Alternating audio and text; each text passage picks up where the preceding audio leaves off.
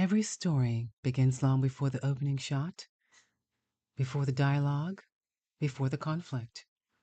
It begins in the quiet place where emotion lives. The ache, the longing, the memory you can't quite name. Welcome to Backstory Movies, a space for people who don't just watch films, they feel them, who listen for the silence between lines, who notice the way a character breathes when they're holding back the truth, who understand that sometimes the most powerful moments are the ones that never fully happen. Here, we explore cinema the way it was meant to be experienced, through emotion, psychology, and the invisible threads that pull characters and us towards something deeper.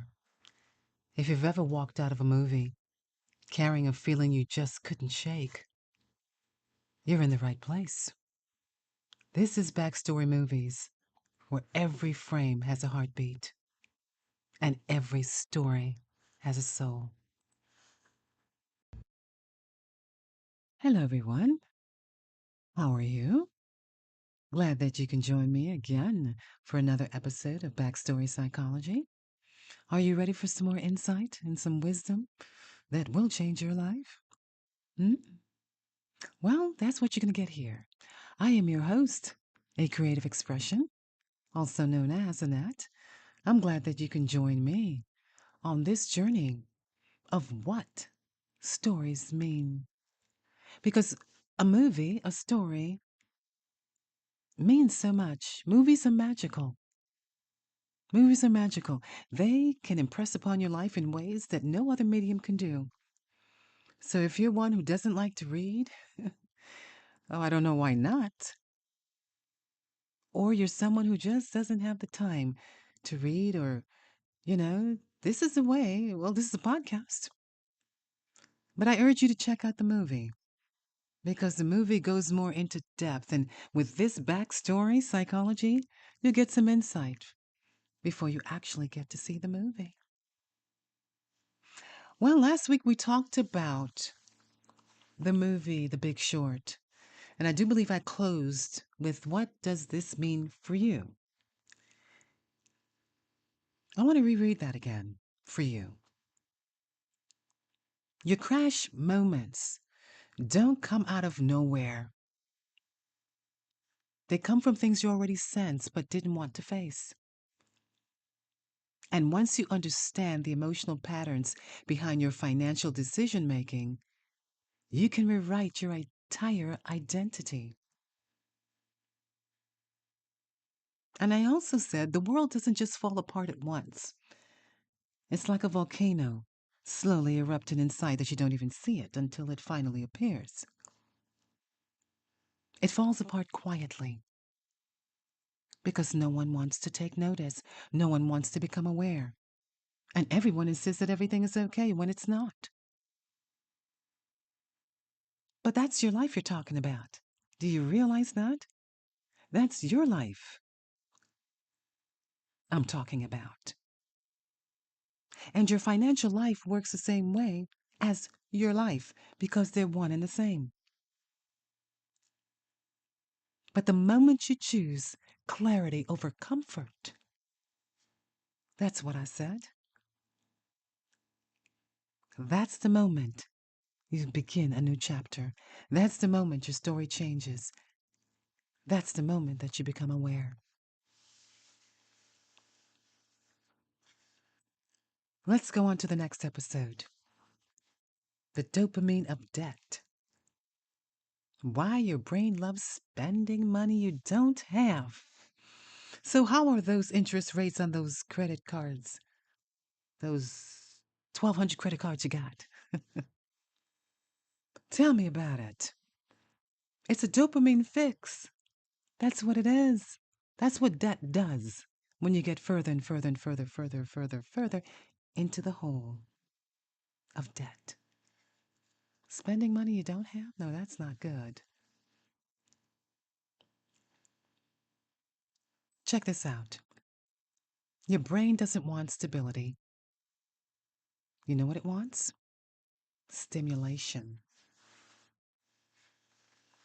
And that's what social media does. So does debt. And that's why debt feels good, right up until it doesn't. We talk about debt like it's a math problem, like it's a budgeting issue, like it's failure of discipline. But the truth is, it's far more human, far more emotional, and far more universal. Debt isn't a financial problem. Debt is a financial psychology problem. A story about dopamine, identity, and the emotional hit we get from buying things that promise a better version of ourselves. And if you've ever wondered why you overspend, why you chase the high of a purchase, why you feel the rush right before you click the oops, buy now button, it's not because you're irresponsible. It's because your brain is wired for anticipation and not satisfaction. So today, I want to talk you through and walk you through the emotional architecture of debt.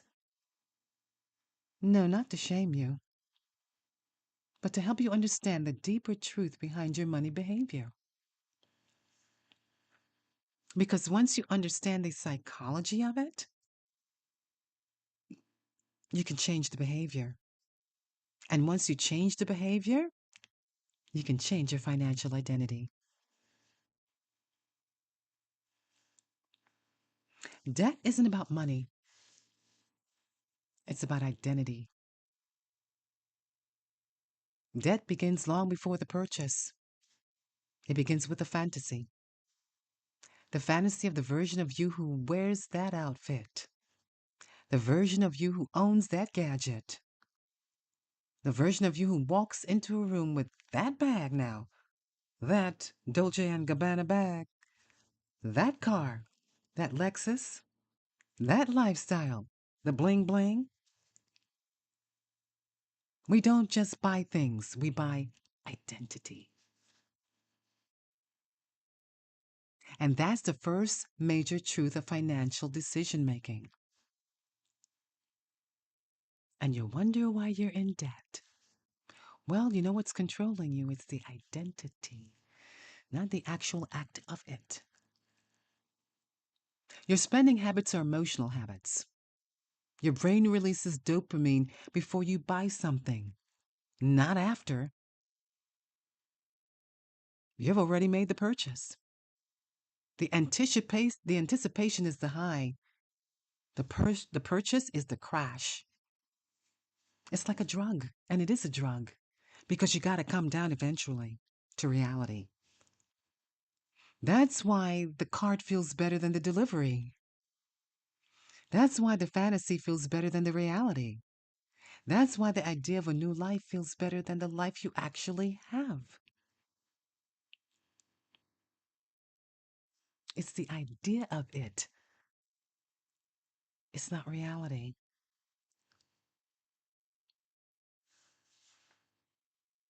The emotional high of becoming someone, or shall I say something, that you're not. I have a question for you. Let me ask you something. And I'm asking myself this too. When was the last time you bought something for the feeling and not the item?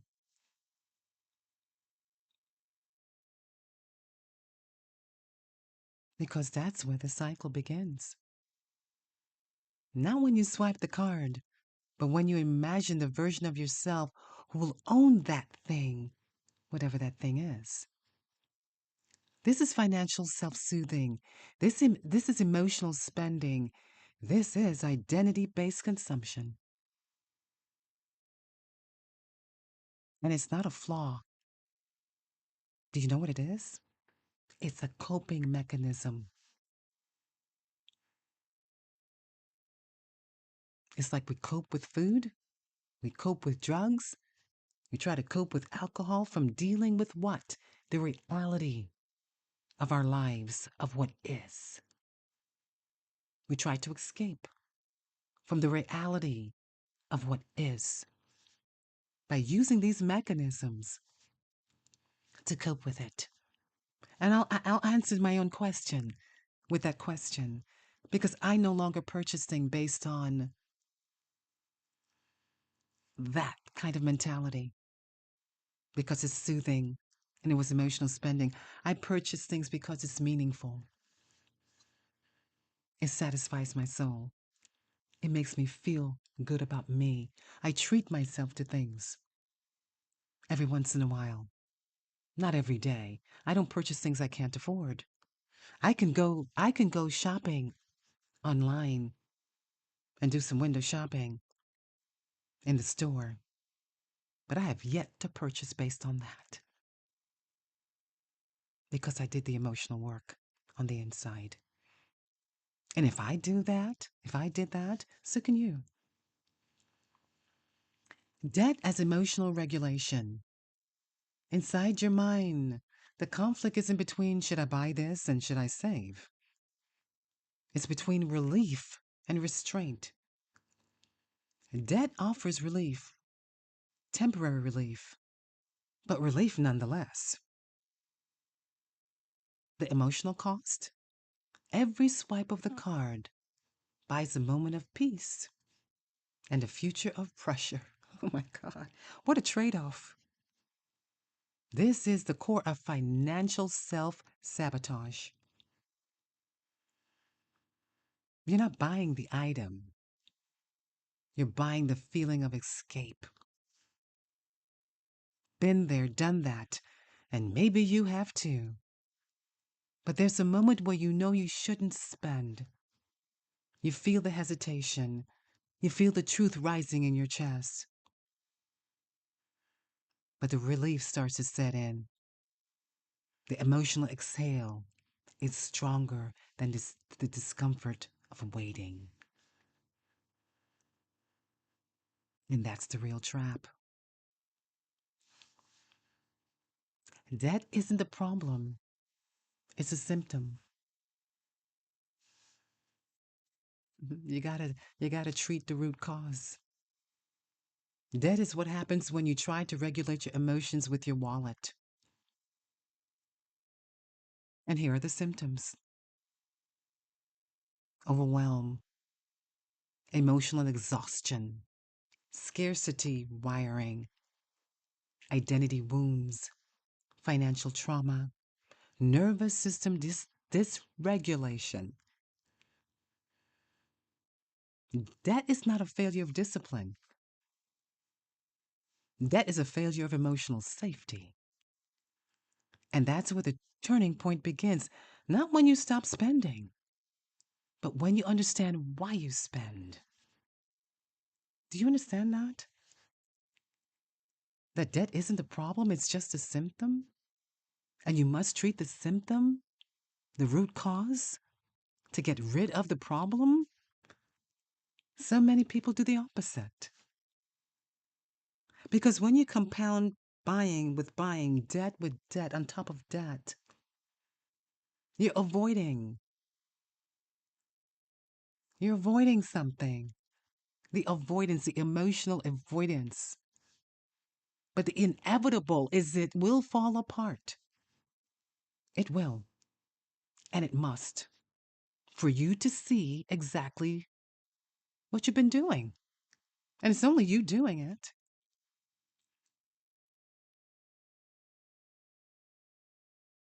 The turning point. When you realize it's not about the money. This was the moment in my own life where I realized I wasn't spending because I wanted things. I was spending at one time because I wanted relief. I wanted escape. I wanted a moment where I didn't have to feel the pressure of everything I was carrying. I've been there. And that is where creativity, its expression, came into my life. It became part of my healing. It wasn't about budgeting. It wasn't about discipline. It wasn't about restriction. It was about emotional clarity. I began to see myself and become so aware of myself that I focus on myself. It became the place where I could explore the emotional patterns behind my financial habits. the scarcity scripts, the identity wounds. And you know what my identity wound was? I'll share this with you. Making more money. I was afraid. I don't want to say the word afraid. That was conditioning. When you have limited beliefs in your mindset, it can destroy you. My limited belief was then that you can't make this kind of money, or keep it safe. Keep it safe. Don't brag about it. Keep it safe. Don't downplay it. But when I understood that that is conditioning, and that's infecting, I should say, my finances, I changed that script, and I have a new identity now. And that's why I do what I do. I've changed the script. I've changed my story. I've changed the outcome. I have a different story, a different voice. And that place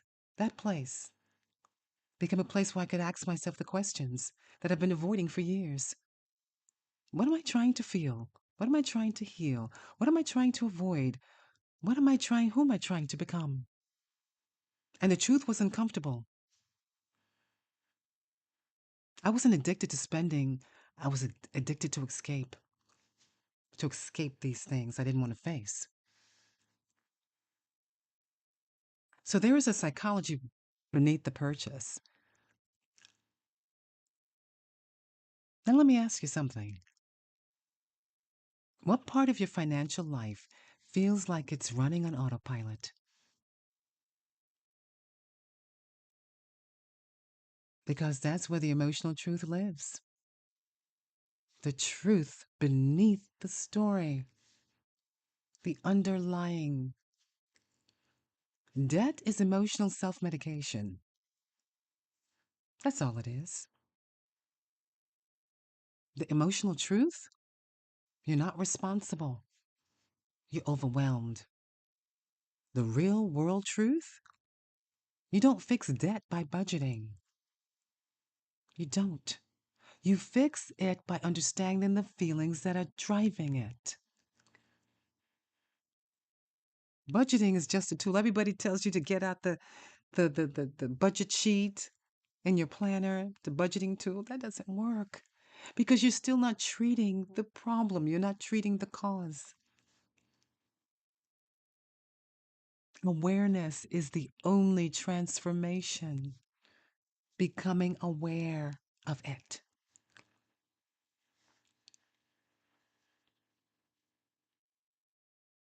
Because once you understand the feeling behind the purchase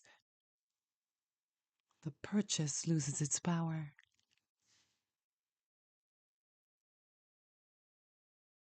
You give up your power every single day of your life when you fall further and further into debt. And you don't stop doing it. And you avoid the truth of it all. That's when you're giving up your power. Do you know you give up your power in so many ways? And being further and further and further and further in debt? And being disillusioned about this whole thing? What it does? And not facing this, becoming aware of this. Some of us face things. We're aware of it, but we do not a dang thing about it. We know it's there. We know it's there. We see it in the mirror every single day, but we run away trying to escape it. We run away from the truth of ourselves.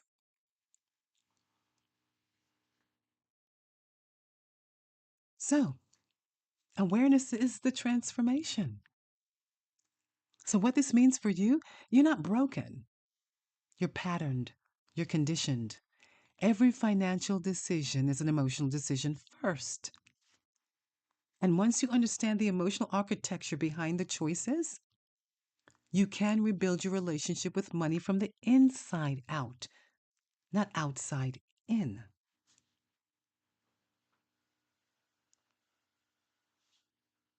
Before we close, if you want more cinematic psychology like this, I'll treat it to you. It won't cost you nothing. And it's not a fix. Check it out at backstorymovies.com, where movies are magical, where movies are your life, where movies are life. So, debt isn't a monster in the dark. It isn't woo woo in the dark. It's a reflection. It reflects the parts of you that are still asking to be seen. You know, we're so asking society to see us, right? We're so asking society to see us for who we are. We're so asking society to see us. But do we really see ourselves?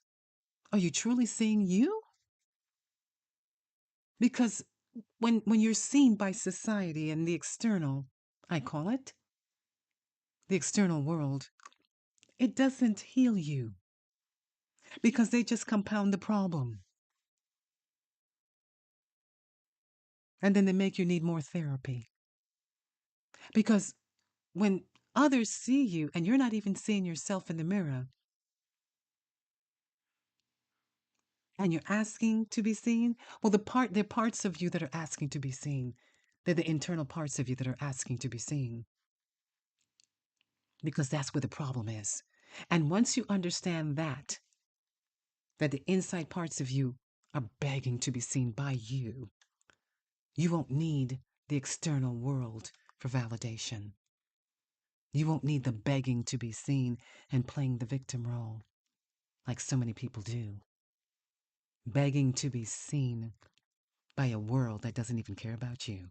Begging to be seen by something or someone by playing the victim of your own life when you can do something about it. You're not a victim of anything. You just choose to be a victim by not doing something about it. And the moment you understand the emotional truth behind your spending, that's the moment your financial life begins to change. Thank you for listening. Tune in next time when I'll have another movie for you because movies are truly magical. We're going to be talking about Whiplash. I don't know if you've seen the movie. You may want to check it out before we talk about it. But the psychology of obsession and the cost of becoming exceptional. That's our next episode. So thank you for listening. Some stories end, but the ones that matter don't. They echo in the quiet moments, the late night thoughts, the places where your own memories rise to meet them. That's what we explore here at Backstory Movies. Not just what a film shows, but what it stirs. The longing, the almost, the ache that stays long after the credits fade. If something in today's episode stayed with you, a scene, a feeling, a question, follow that thread. There's more waiting for you. Visit backstorymovies.com for deeper dives, cinematic guides, and stories that make you feel something real. Until next time, keep watching closely, keep feeling deeply, and remember, the best stories don't end. They begin again with you.